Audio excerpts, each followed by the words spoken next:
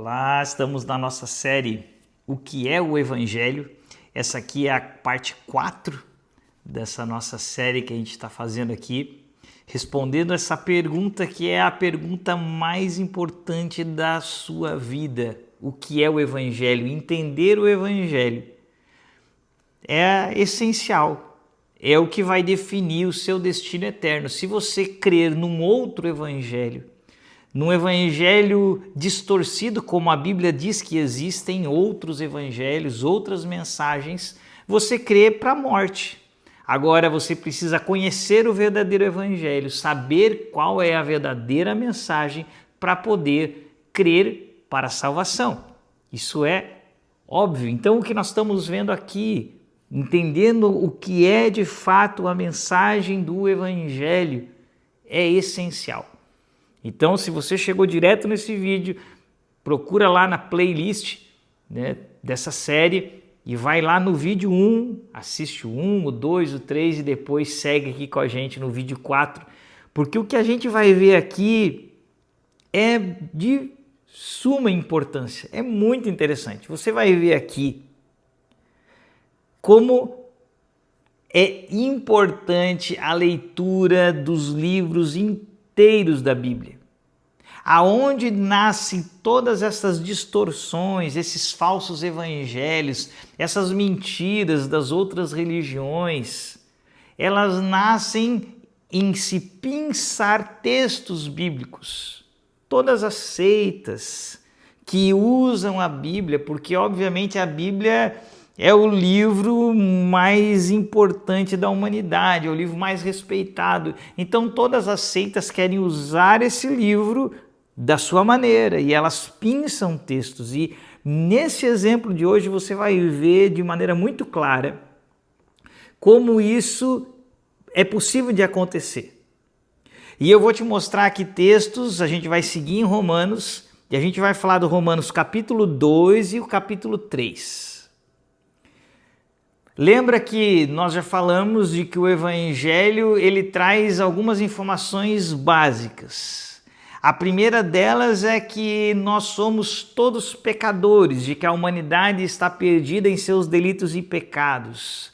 A segunda delas é que como nós não conseguimos uma justiça, Deus revela a sua justiça em nosso favor. Depois nós entendemos que nós somos justificados. A justificação, ela acontece pela fé na obra de Jesus. Não é pelas nossas obras, mas é quando nós cremos nessa justiça de Deus, naquilo que foi feito na cruz. Quando nós cremos nisso, nós somos justificados. E então, a partir dessa justificação, desse novo nascimento, nós somos encaminhados, nós somos impulsionados por uma nova vida, uma vida de santidade. E aí entendemos que a santidade ela é uma consequência da justificação. Ela não é uma tentativa de se justificar. O processo de santificação não é uma tentativa de ser justo diante de Deus, mas é uma consequência. Como eu fui justificado, eu agora vivo para Deus. E a gente vai focar agora, entender agora essa primeira parte, a parte de que todos estamos debaixo da ira de Deus e que todos estamos condenados ao pecado e de que nenhum de nós é capaz de salvar a si mesmo. E eu quero começar justamente por um texto no capítulo 3 para servir de âncora, para que você, mesmo quando nós lemos aqui o capítulo 2, você entenda para onde que caminha o capítulo 2 e você perceba como é perigoso você ler um capítulo sem entender o que está adiante, de você pegar um texto separado. Veja aqui, eu vou ler aqui para você o capítulo 3, onde ele traz a conclusão do que estava tratando no capítulo 1 e no capítulo 2. Veja só qual é a conclusão. Olha só, capítulo 3, versículo 9, abre nossa Bíblia aí. Olha o que Paulo diz. O que concluiremos então? Mais claro que isso, impossível. Paulo está trazendo o assunto. começou lá no capítulo 1, falando da ira de Deus, que nós vimos no vídeo passado. Por que a ira de Deus está sobre a humanidade? Aí ele escreve todo o capítulo 2, e agora no capítulo 3 ele vai dizer o que nós vamos concluir então. Ele está falando aqui para o judeu, ele está dizendo, olha, nós estamos em posição de vantagem, ou seja, por quê? Porque o judeu tinha a lei, enquanto os gentios não tinham, eles não tinham recebido a revelação do Antigo Testamento. Então é sobre isso que ele está falando. Olha, a gente está em alguma posição de vantagem, e Paulo vai dizer, não, nós não temos vantagem com relação à salvação pelo fato de nós termos a lei. Por quê? Ele vai dizer assim, olha, nós já demonstramos, eu acabei de demonstrar aqui para vocês, escrevendo o capítulo 1 e o capítulo 2, que tanto os judeus quanto os gentios estão debaixo do pecado. Olha só, essa aqui é a conclusão que Paulo chega. Olha que claro aqui, vou ler de novo. Ele diz, olha, a gente acabou de concluir no capítulo 1 e no capítulo 2 uma coisa, de que tanto nós, tanto o nosso povo, mesmo com toda a lei, com os profetas, e os gentios sem lei e sem profetas, apenas com a lei gravada no seu coração, ele diz, não adianta nada, porque está todo mundo debaixo do pecado. Depois a gente vai seguir aqui, mas vamos lá para o capítulo 2 e eu vou ler para vocês os trechos em que muitas pessoas já me citaram, várias pessoas, inúmeras, me citaram esse texto. Quando eu apresento o Evangelho e digo que a salvação não é por obras, que todos nós pecamos e que a salvação parte de Deus, a pessoa me apresenta esse texto. Capítulo 2, versículo 7. Veja só, olha só o que está escrito.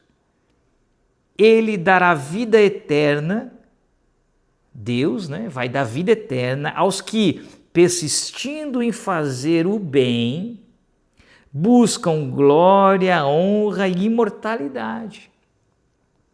Mas haverá ira e indignação para os que são egoístas, que rejeitam a verdade e seguem a injustiça.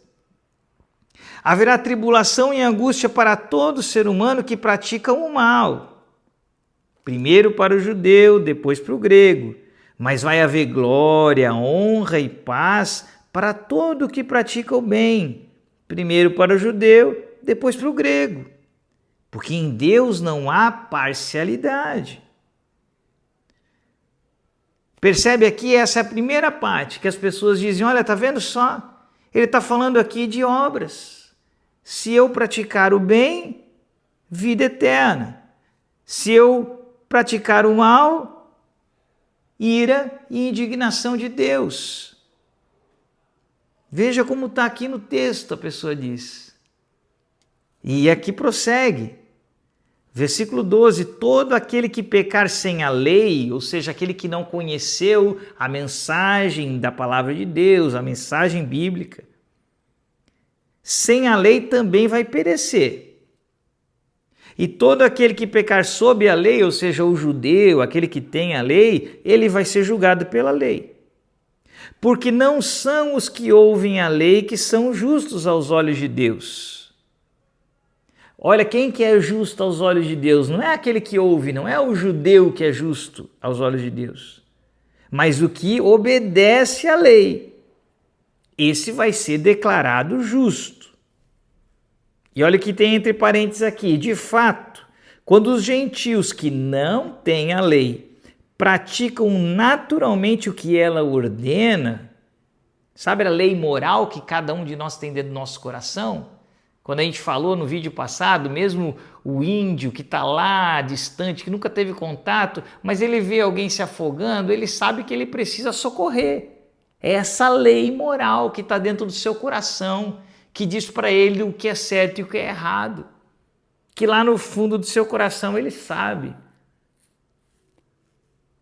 De fato, quando os gentios que não têm a lei praticam naturalmente o que ela ordena, tornam-se lei para si mesmos, ou seja, a lei se manifestou através dessa consciência, embora eles não possuam a lei, pois mostram que as exigências da lei estão gravadas aonde? No seu coração. Mesmo que eles não tenham o Pentateuco, os profetas, os salmos, mas existe uma lei gravada. Essa é uma outra prova, a gente falou sobre isso, de que há um Deus, porque ele gravou a sua lei dentro do coração de cada ser humano. Mesmo o maior de todos os ateus, ele carrega em si a moralidade.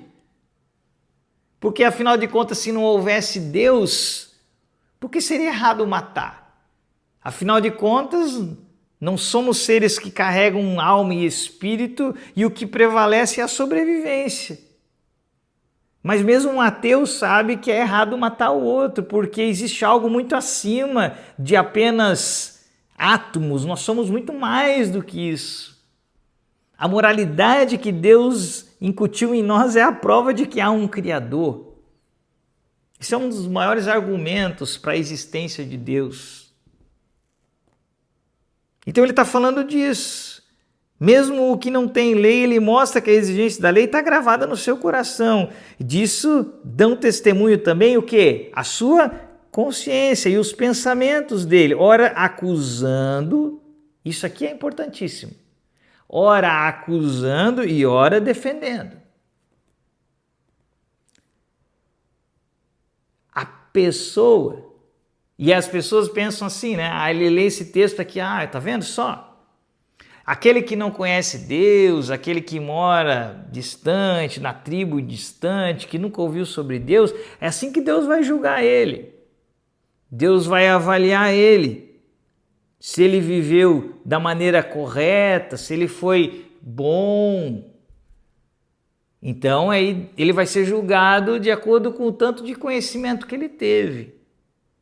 Então, a pessoa pensa, ele pode ser salvo por suas obras.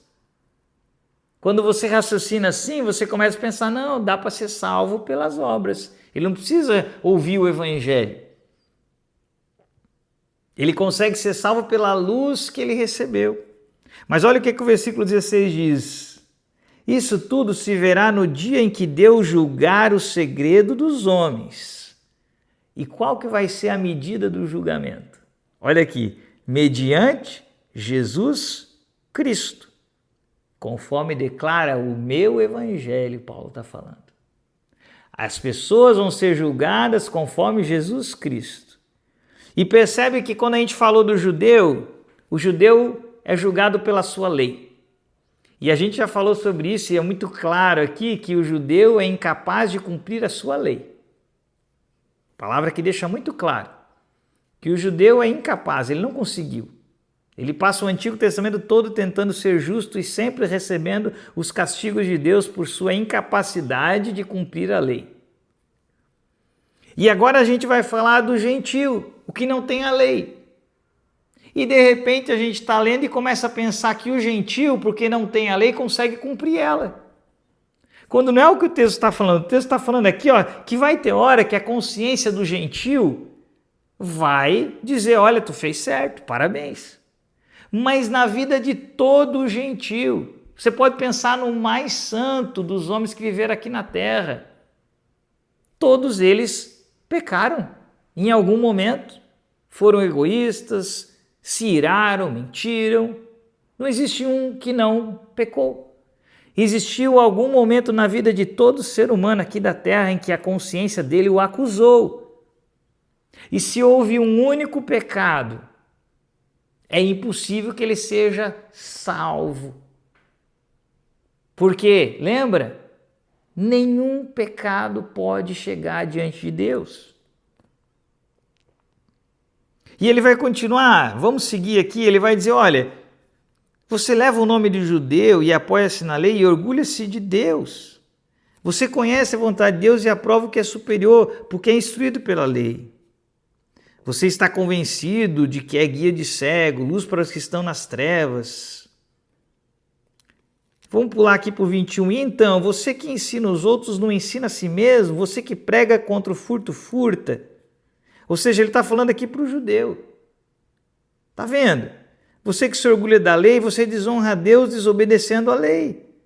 Pois está escrito, o nome de Deus é blasfemado entre os gentios por causa de vocês. Vamos dar um pulo aqui no versículo 28, eu quero chegar no ponto principal aqui. Não é judeu quem o é apenas exteriormente, nem é circuncisão o que é meramente exterior e física. Não. Judeu é quem o é interiormente, e a circuncisão é operada no coração, pelo Espírito e não pela lei escrita. Para estes o louvor não provém dos homens, mas de Deus. Então, ele está apresentando aqui para a gente que não importa se você é judeu, se você tem a lei, ou se você tem a lei escrita no teu coração, se você tem a lei em tábuas da lei que foi dada no Monte Sinai, ou se você é um gentio e a lei está no teu coração. Ele está mostrando que não importa. No fim, todos nós somos ou temos a nossa consciência aplacada porque praticamos alguma justiça, ou a nossa consciência também nos acusa porque nós também pecamos. Ninguém consegue ser perfeito. E essa é a conclusão que ele vai chegar, quando a gente volta para o capítulo 3 e o versículo 9. O que a gente conclui então, olhando isso aqui? Olha, lembra no versículo 7 que a gente leu, no capítulo 2? Ele vai dar vida eterna aos que persistindo em fazer o bem. Mas alguém de nós é capaz de viver o bem o tempo todo? Claro que não, o único capaz foi Cristo. Por isso que ele diz, os nossos segredos serão julgados mediante Jesus Cristo. Nós vamos ser julgados mediante Cristo. É segundo a perfeição de Cristo. Ele é o padrão para o nosso julgamento. E por isso, quando a gente chega no capítulo 3, 9, ele diz de maneira tão clara, o que eu vou concluir então? A gente está em posição de vantagem? Não. Porque eu acabei de demonstrar aqui para você que tanto o judeu quanto o gentio estão debaixo do pecado. E é por isso da urgência do anunciar o evangelho. Por isso que Jesus fala tão claramente para os seus discípulos, olha, agora vocês vão e anunciem esse evangelho em Jerusalém, Judeia, Samaria e até os confins da terra. Ora, se uma pessoa lá numa tribo distante pode ser salva por ela seguir a sua consciência, sem ouvir a mensagem do evangelho, qual é o sentido de nós irmos lá anunciar? Porque vai que ela estava vivendo uma vida bacana, ela fazia mais bem do que mal, e de repente eu chego lá e anuncio o evangelho para ela, e ela diz, não, eu não quero crer em Jesus. Pô, e aí eu condenei ela. Antes ela estava salva e agora ela ouve e renega e agora ela não está mais salva. Que incoerência é essa?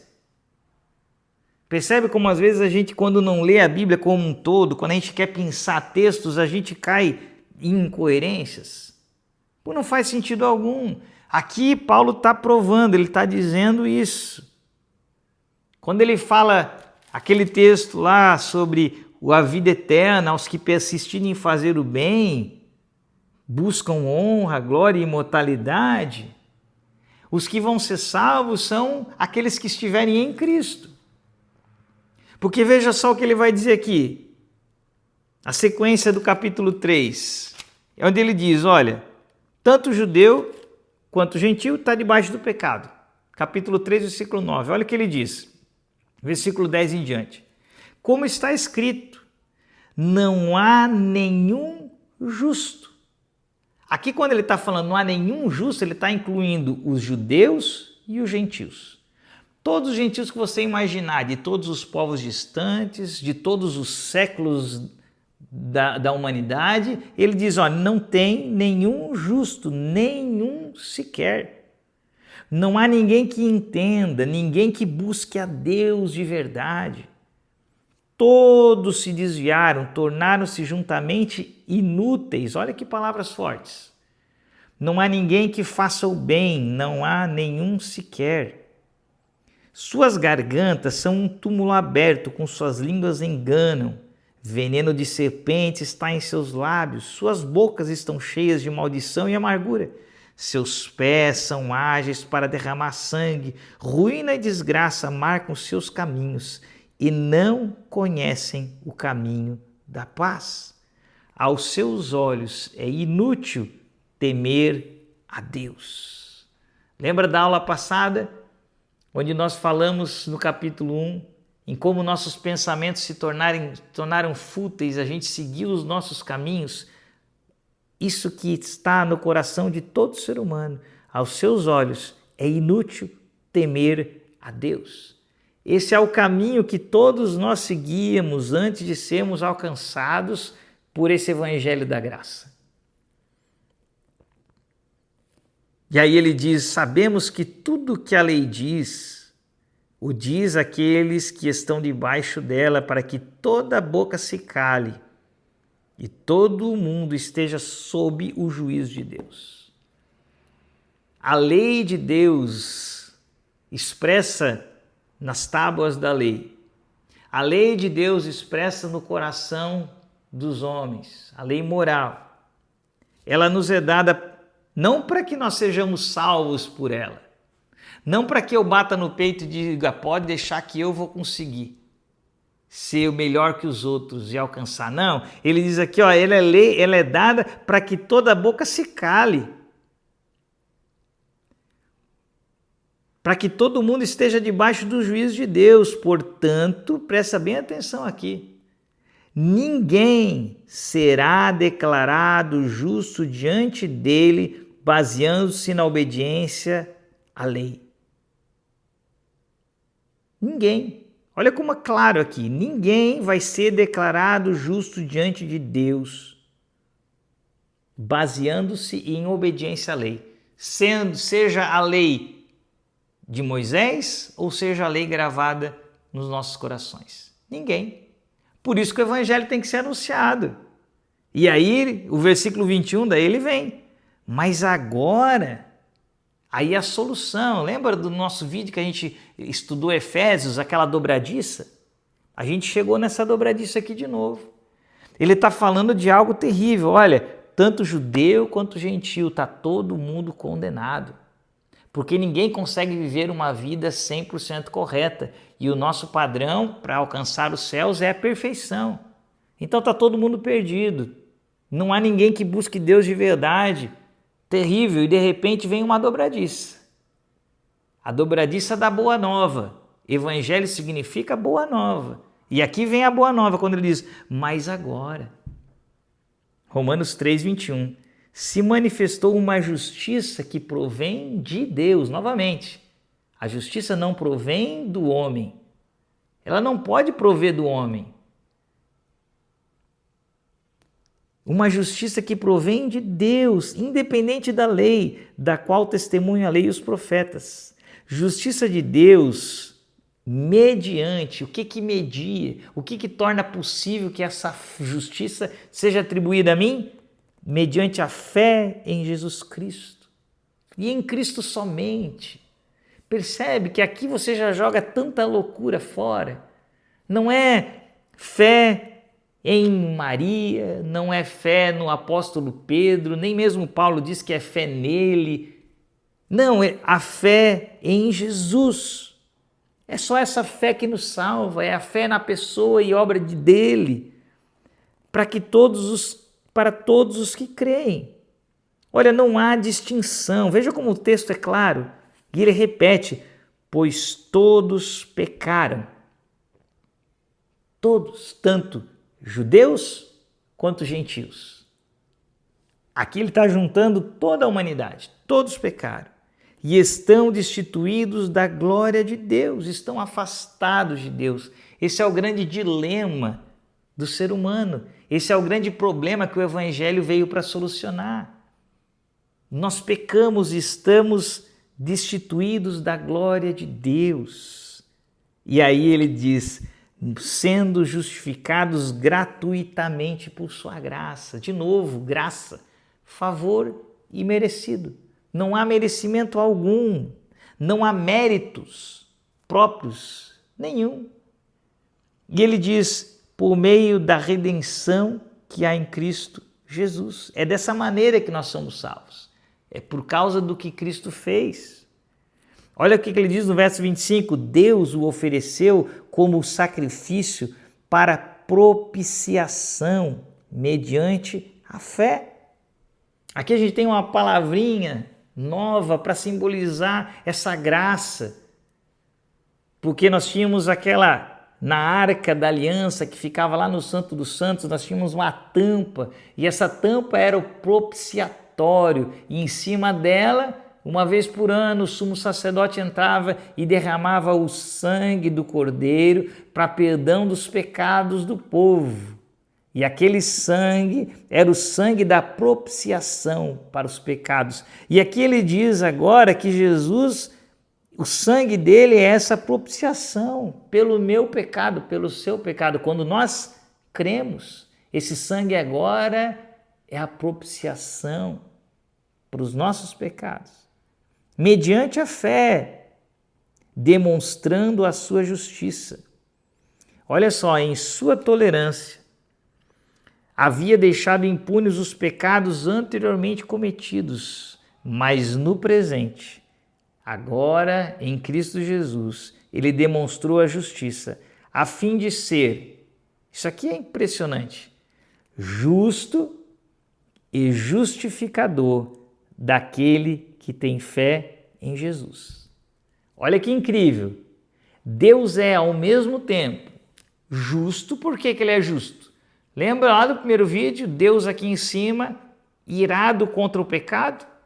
Tem que ser assim. Se Deus não manifestasse sua ira contra o pecado, ele seria um Deus injusto. Imagina um juiz que chega diante de alguém que matou uma pessoa que você ama e ele diz assim, como eu amo ele, eu vou simplesmente perdoar ele, pode sair em liberdade. Você ia dizer, esse juiz é injusto. Não, o juiz tem que manifestar dureza contra o pecado. Então, o pecado está aqui, Deus precisa ser justo. Então, a sua ira está de maneira justa sobre nós. Mas a grandeza do Evangelho é justamente isso, porque agora esse mesmo Deus que é justo, ele também é o justificador, através de Jesus encarnando, a segunda pessoa da Trindade encarnando, morrendo na cruz em meu lugar, ele também é o justificador pelo seu sangue. Então ele é justo e justificador pelo seu sangue sobre a minha vida. Olha que incrível como o Evangelho é belo. E aí, como a gente entende tudo isso, aí ele vai dizer, onde está então o motivo de vanglória? É excluído, e é isso que você precisa entender. Aqueles que usam esse texto para justificar a salvação de alguém que nunca ouviu o Evangelho, se alguém que nunca ouviu o Evangelho poder ser salvo por suas obras, ele tem um motivo de vanglória. Ele vai dizer, olha, você está aqui por causa de Jesus, mas eu estou aqui porque eu vivi o mais correto possível. Não faz sentido, o texto está dizendo assim, olha, onde está o motivo de vanglória? É excluído, ninguém pode se gloriar quando chegar nos céus de que ali entrou por seus méritos. Todos que ali entrarem, entrarão por causa dos méritos de Cristo.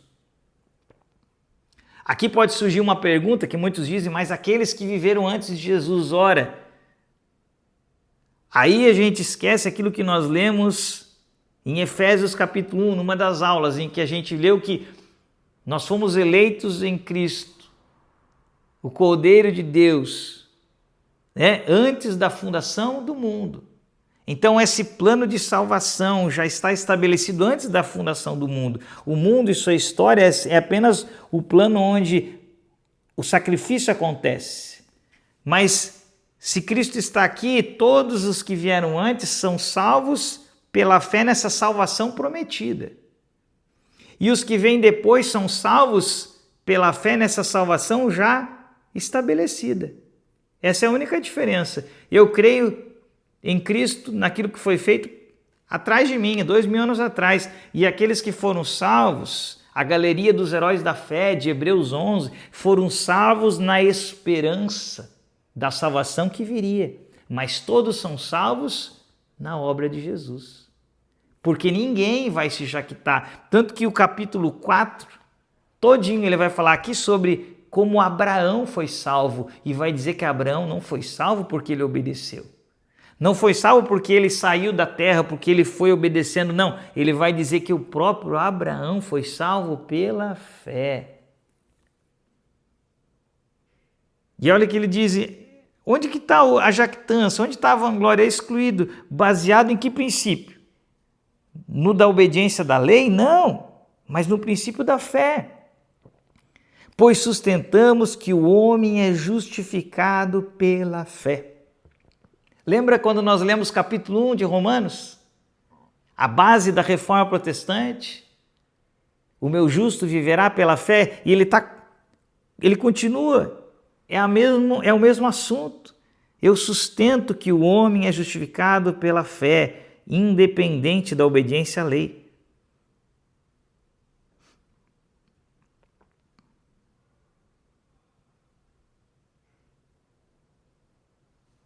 Então, eu acredito que aqui a gente já pode ter essa percepção, como que o capítulo 2 e o capítulo 3 estão unidos, e todos os capítulos de Romanos, e como é importante que você estude livros inteiros da Bíblia. Que você pare de, pensar coisas apenas de podcasts, escutar a opinião de um aqui, de outro ali, e você nunca consegue entender a mensagem verdadeira do Evangelho, porque você não se aplica a pegar os textos inteiros e estudar livros inteiros da Bíblia e compreendê-los dentro do seu contexto. Veja o perigo. Se a pessoa ler só o capítulo 2, ela corre o risco de entender que é possível alguém se salvar sem ouvir o Evangelho, quando claramente, quando você chega no capítulo 3, ele vai mostrar para você que todos pecaram, que todos foram colocados debaixo do pecado, para que Deus pudesse exercer misericórdia para com todos. Que isso fique claro em nossos corações. Essa mensagem tão bela do Evangelho, que Deus é justo, porque Ele pune o pecado, e ao mesmo tempo Ele é justificador, porque Ele sofre as consequências dessa punição. Jesus lá na cruz, lembra no jardim, onde Ele bebe o cálice da ira de Deus? Nós falamos aqui sobre a ira de Deus. Jesus soa aflição, agonia tão profunda, gotas de sangue, porque ali Ele estava recebendo sobre si. Ele diz, afasta de mim esse cálice. Que cálice é esse? O Antigo Testamento fala, esse é o cálice da ira de Deus, a ira contra o pecado, a ira estava sobre ele. Esse mesmo Deus que derrama a sua ira contra o pecado, ele também é o justificador, justo e justificador. Para que ninguém se glorie, para que não haja glória nos homens, vanglória ele chama aqui, porque toda glória pertence a Deus. Esse é um dos lemas da reforma protestante, sole Deo glória, glória somente a Deus. Lembra? Somente a Escritura, sola Escritura, é a nossa regra de fé, é o que estamos vivendo aqui. Solo Christus, somente Cristo, não existe outro nome pelo qual importa que sejamos salvos, não rogue por nenhum outro nome, é solo Christus. Sola gratia, somente pela graça, é favor imerecido, não é por obras. Sola fide, é a fé, é o caminho pelo qual nós alcançamos a graça, é o caminho pelo qual nós somos justificados. E tudo se encerra com sole Deo glória, porque a obra é dele, a justiça é dele, o favor é dele e toda a glória é para ele. E nós apenas nos prostramos, rendidos diante de um evangelho tão maravilhoso, de uma boa nova de redenção e restauração. Vamos orar?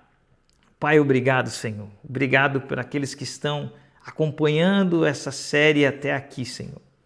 Obrigado por podermos estudar a Tua palavra, por podermos compreender a Tua mensagem, que o Teu Espírito Santo continue trabalhando nos corações, trazendo a revelação e trazendo o entendimento de que precisamos ler a Tua palavra como um todo, como uma mensagem completa como ela é de Gênesis a Apocalipse. A mesma mensagem anunciada desde Gênesis até o Apocalipse, a mensagem de como Deus nos salva dos nossos pecados através da sua justiça. Que nós possamos entender isso, que essa mensagem seja internalizada nos nossos corações, para que possamos crer, ser salvos e vivemos para anunciar essa mensagem. Em nome de Jesus. Amém. Que o Senhor te abençoe, querido. Não esquece daquilo que eu sempre tenho falado. Curte esse vídeo, joinha que tem aqui embaixo, comenta, coloca teu nome aqui, fala, ó, amém, estamos por aqui, escolhe algum texto que falou com você, mas escreve alguma coisa, comentar o vídeo aqui embaixo sempre ajuda o vídeo a ser considerado mais relevante. Às vezes podemos fazer poucas coisas em função do reino e às vezes deixamos de fazer isso. Se esforça, faz um comentário aqui, leva essa mensagem adiante, copia o link, compartilha em grupos, diga, faça essa série, vamos espalhar. Queridos, você não faz ideia de com quantas pessoas que eu já sentei e perguntei para elas o que é o Evangelho e as pessoas simplesmente não sabem. Precisamos entender o que é o Evangelho, precisamos entender a mensagem da Bíblia, porque senão seremos enganados. Que o Senhor te abençoe, o Senhor te guarde e até o nosso próximo vídeo da série.